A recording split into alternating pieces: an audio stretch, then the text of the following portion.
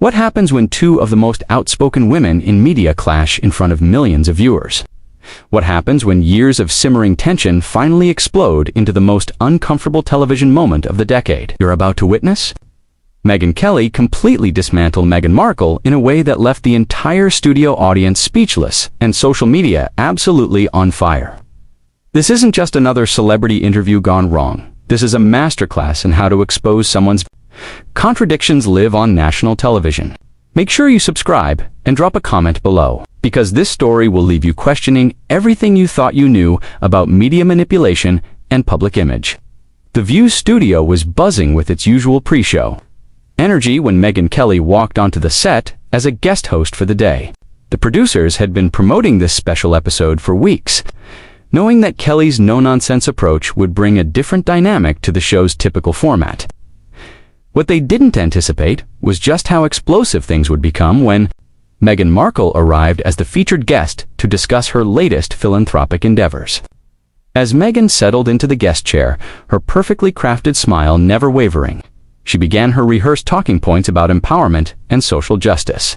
"I've always believed that we have a responsibility to use our platforms for good," Megyn said, her voice carrying that familiar tone of practiced sincerity. "That's why I'm so passionate about my work with various organizations that support women and children around the world." Kelly leaned forward slightly, her journalist instincts already picking up on something.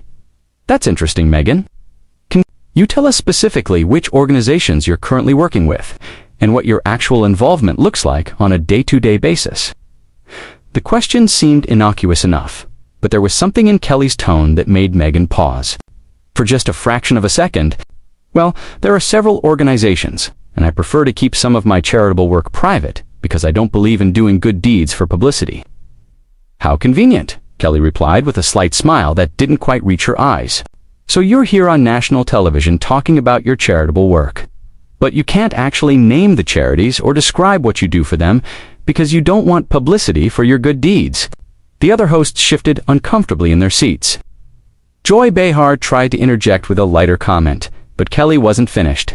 She had clearly done her homework, and Megyn was about to find out just how thoroughly. "Let me help you out. Here," Kelly continued, pulling out a folder from beside her chair. "I did some research before today's show because I believe our viewers deserve specifics when public figures talk about their philanthropic work. According to public records, the Markle Foundation, which you and Harry founded, has some interesting financial disclosures." Megyn's composure began to show the first signs of cracking. "I'm not sure what you're implying, Megyn, but everything we do is completely transparent and above board." "I'm not implying anything," Kelly shot back. "I'm stating facts. Your foundation took in over $13 million in donations, but according to your own tax filings, less than 30% of that money actually went to charitable causes. Where did the rest go?" The studio fell silent, except for the hum of cameras. Megyn's media training kicked in as she tried to deflect. "Well, there are administrative costs, and building a foundation requires infrastructure, and we have to pay our staff fair wages." Kelly nodded slowly. "Of course, administrative costs. Your administrative costs included a $200,000 payment to a public relations firm, $300,000 in consulting fees to companies that, interestingly enough, are owned by your personal friends, and nearly $500,000 in travel expenses. That's quite a bit of administration for a foundation that gave away less than $4 million to actual causes. Those are private business matters," Megyn said, her voice becoming noticeably tighter. "I don't think it's appropriate to discuss financial details on television, but you just spent the first 10 minutes of this interview talking about your commitment to transparency and using your platform responsibly." Kelly fired back without missing a beat. "Which is it, Megyn? Are you transparent about your work, or are your business practices too private to discuss when you're publicly asking people to support your causes?" The other hosts were now completely silent, realizing they were witnessing something unprecedented. Whoopi Goldberg, normally quick to jump in and redirect difficult conversations, seemed frozen as she watched Kelly systematically dismantle Megyn's carefully constructed narrative. Megyn tried a different approach, her voice taking on a slightly wounded tone. "I think it's unfair to attack someone who is genuinely trying to make a difference in the world. I've always been committed to helping others, even before I had any kind of public platform. Kelly's expression remained unchanged. Help me understand that timeline, Megyn. Before you married Harry, what charitable work were you involved in? And please be specific, because I have your pre-royal resume right here. I was involved in various causes, Megyn replied vaguely. I worked with organizations focused on women's rights and social justice, such as Kelly pressed. Well, there were several, Megyn stammered, clearly unprepared for this level of scrutiny. I don't have the exact names memorized. Kelly opened her folder again. According to your own representatives, before your royal engagement. Your charitable involvement consisted of one visit to a water charity in Rwanda, which was filmed for publicity purposes, and a few social media posts about various causes. There's no record of regular volunteer work, ongoing financial contributions, or sustained involvement with any charitable organization. So when you say you've always been committed to helping others, what exactly do you mean? The camera caught Megyn glancing toward the show's producers off stage, clearly looking for some kind of intervention. When none came, she tried to regain control of the narrative. I think what's happening here is that you're trying to diminish the work that I'm doing now because of some personal agenda, Megyn said, her voice rising slightly. This feels like an attack rather than an interview. Kelly leaned back in her chair, completely unfazed. Personal agenda. Megyn, I've never met you before today. I have no personal relationship with you or your family. What I do have is a responsibility to ask the questions that our viewers want answered when public figures come on television asking for their support and money. The tension in the studio was now palpable as Megyn realized she was facing a completely different kind of interviewer than she was accustomed to. Kelly wasn't backing down, and the other hosts seemed paralyzed by the unfolding drama. You know, what? Megyn said, attempting to regain her footing. I think what's really happening here is that you're uncomfortable with a strong woman who speaks her truth and stands up for what she believes in. Kelly's eyebrows raised slightly, and for the first time since the interview began, she smiled genuinely. Are you seriously trying to play this strong woman card with me? Megyn, I've been in journalism for over 20 years. I've interviewed presidents, covered wars, and faced down some of the most powerful people in the world, asking tough questions, and I've built my career on not backing down from difficult conversations. So please, don't insult both of us by suggesting that I'm intimidated by anyone in this room. The audience, which had been remarkably quiet, began to murmur. Some were clearly uncomfortable with the confrontation, while others seemed energized by Kelly's direct approach. Megyn's carefully maintained composure continued to slip. This is exactly the kind of treatment that I've had to deal with from the media for years, the constant questioning, the refusal to take my word at face value, the need to pick apart everything I say. Welcome to being a public figure, Kelly responded immediately. You ask for people's money and support. When you make claims about your work and your character, you get questioned. That's not persecution. That's accountability. But it's different for me, Megyn protested. You know, it's different for me because of who I am and what I represent. Kelly paused, studying Megyn carefully. What exactly do you represent, Megyn? Because I'm genuinely curious about your answer. I represent change, progress, a new way of thinking about service and duty and using your platform responsibly, Megyn replied, her voice gaining strength as she moved into familiar territory. Calm but pointed. Anyone can say they represent change and progress. What I'm asking about is your actual record. What specific changes have you implemented? What measurable progress have you achieved? Because from where I'm sitting, looking at the facts, it seems like you're very good at talking about change, but not so good at actually creating it. Joy. Behair finally found her voice. Megyn, don't you think you're being a little harsh here? Kelly turned to face Joy directly. Joy, if someone came on this show claiming to be a doctor but couldn't explain basic medical procedures, would you call it harsh to question their credentials? If someone said they were a teacher but couldn't name a single student they'd taught, would that be unfair scrutiny? Megyn has built her entire post-royal brand on being a philanthropist and activist, but when asked for specifics about her work, she can't provide them. Whoopi finally jumped in, but Megyn has been very open about her experiences and her commitment to making a difference. Being open about your experiences is not the same as being effective in your work, Kelly countered. Oprah was open about her experiences. But she also built schools and created scholarships and can point to thousands of lives she's directly impacted. Ellen was open about her experiences, but she also donated millions of dollars of her own money to causes she believed in. What has Meghan actually accomplished beyond talking about her intentions? Meghan's face was now noticeably flushed. I don't think I should have to justify my work to someone who clearly has already made up her mind about me. I haven't made up my mind about anything, Kelly said firmly. That's exactly why I'm asking these questions. I came here today with an open mind, ready to learn about your work and your impact. But every question I ask gets met with deflection, vague answers, or accusations that I'm being unfair. If you have real accomplishments, real impact, real results from your work, then share them. Help me understand why people should support you. The camera caught Meghan looking down at her hands, clearly struggling with how to respond. When she looked back up, there was a different quality to her expression, something harder and more defensive. You want specifics? Meghan said, her voice taking on an edge. Fine. Through my work, I've raised awareness about issues that matter. I've used my platform to shine a light on problems that were being ignored. I've given a voice to people who didn't have one.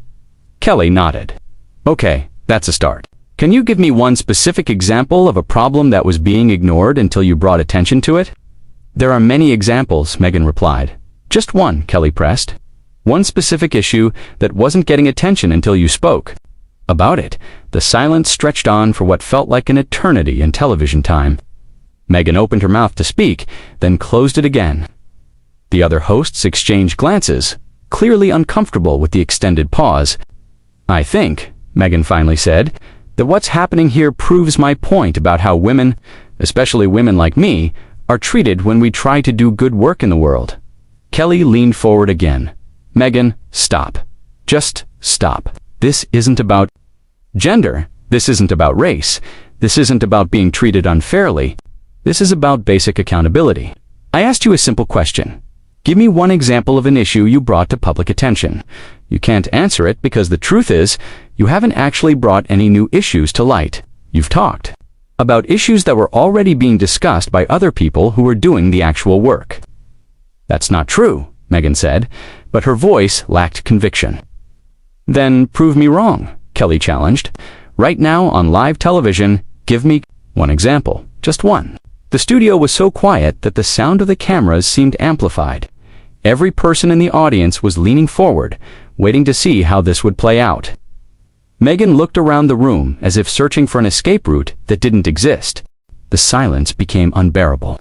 Meghan's eyes darted between the cameras, the hosts, and the audience. Clearly realizing that her usual deflection tactics weren't working against Kelly's relentless pursuit of facts, finally she spoke, but her voice was barely above a whisper.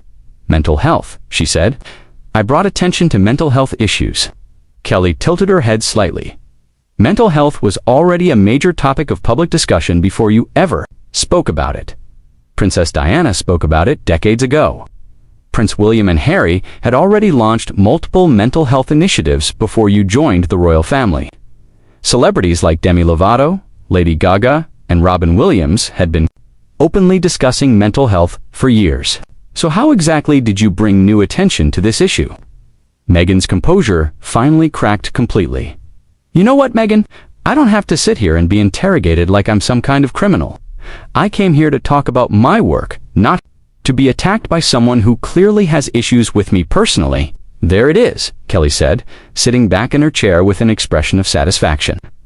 When you can't answer the questions, when you can't provide the evidence, when you can't back up your claims with facts, you attack the person asking the questions. You accuse them of having personal issues or hidden agendas.